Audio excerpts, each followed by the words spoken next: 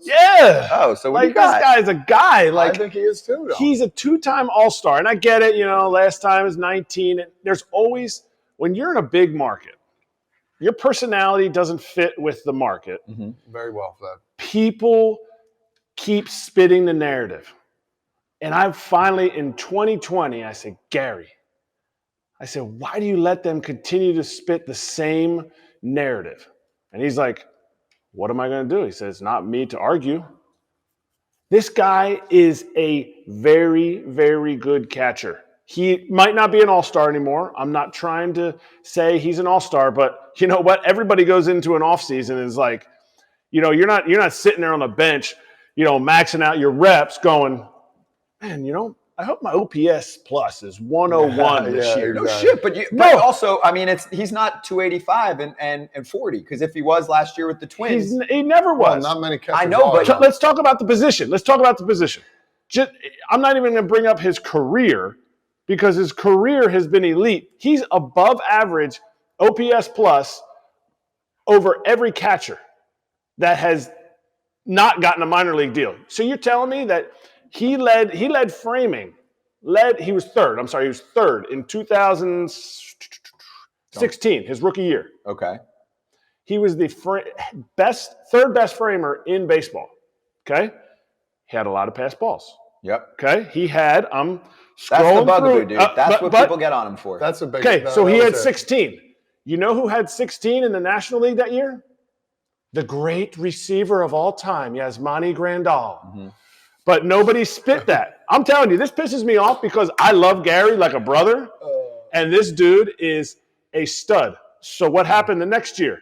He got 18 pass balls. You know how many Yasmani had that year? 22. 17. Okay? Yep. So then, you know what he did? And I can only say this because we played together. We were in spring training, and I was like, Gary, why? His framing numbers went plummeted. And you know who loves framing? The Yankees. Yes. They bring in Tanner. I won't even remember his last name, and it's bad because I text him. He'll probably be pissed if he ever watches the show. But Tanner comes in, and he's supposed to fix. They fired. Was it a catching coach? Yes. Yeah. They fixed Tanner Swanson. They brought him in to fix Gary. Well, he didn't fix Gary because he didn't connect with Gary as a person, and that's fine. They fired the other guy. They fired, somebody to bring him in. Gary's pass balls go down to 7. 7 pass balls. Hey, that's a success, right? Oh, no. Now the media market, you know what they're pushing? Oh, his framing numbers are down. The Yankees are – well, who's feeding that to him? So he was behind the 8 ball to start with. As soon as his pass balls went that way and his way with the media, and I'm not saying he was bad with the media. He's very cordial. He's just quiet.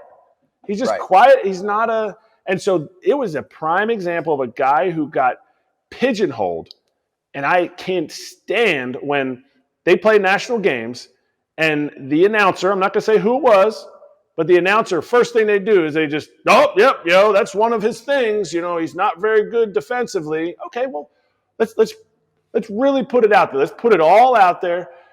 And who else has pass balls?